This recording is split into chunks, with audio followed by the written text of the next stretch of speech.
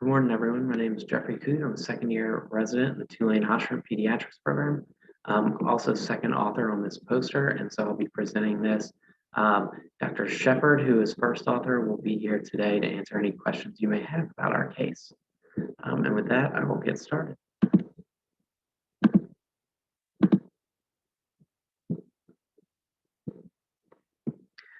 So our case is on neonatal vesicular lesions. Quick background on our patient. So he's a 10-day-old male who presented to the emergency department for evaluation of vesicular lesions noted by his pediatrician. He was born via spontaneous vaginal delivery at 38 weeks and 4 days to a 15-year-old G1/P1 mother. Mom was GBS negative, HIV negative, and RPR non-reactive.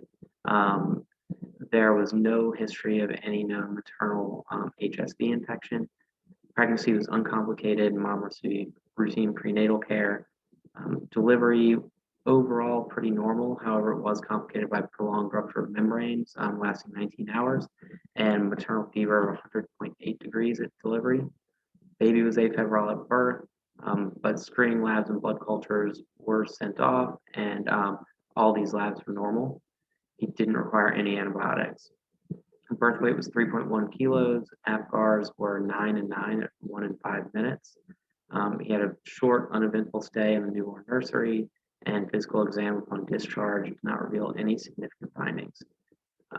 He was seen by his general pediatrician for follow-up bilirubin and establishment of care at 10 days of age. And at this time, he was noted to have some vesicular lesions on his back and torso. Mom had noticed the lesions about a day earlier and said that she tried putting Vaseline on them, but didn't have any improvement. He was referred to the pediatric emergency department given concern for HSV infection versus impetigo.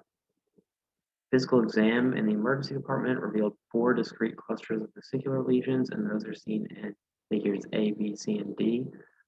They hadn't previously seen the lesions in figure D, and mom and grandma hadn't noticed these either. But this was something that we were able to find on a thorough exam in the emergency department. Lesion on his back appeared to be coalescent, face and mucosa uninvolved.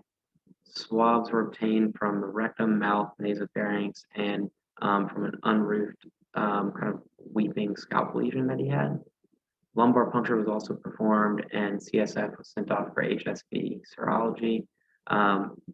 Results from all of his swabs came back positive for HSV1, while the CSF studies were negative, indicating that he didn't have HSV meningitis or any sort of CNS involvement. And his pathology was limited to skin, eye, and mouth for SEM disease. So we found this to be a pretty interesting case, partly because, looking through HSV of a neonate is fairly uncommon in the US with incident rate of 5 to 33 per 100,000 live births. And then on top of that, seeing kind of his presentation with mom with no known history of HSV and seeing these lesions, which, was initially concerned for possible impetigo versus more of a vesicular HSV sort of picture, and seeing how well the baby actually appeared clinically. So, he was treated with acyclovir for 14 days and did great. But I think the big thing from this case really was an emphasis on how important it is to really do a thorough physical exam on your patients in the newborn period, because even without a positive known maternal history of HSV, it is definitely possible to see kids that have HSV, early on after birth or right at birth. If you have any questions or anything, feel free to ask Tara. I'm sure she'll be more than happy to answer anything you may have. Thank you.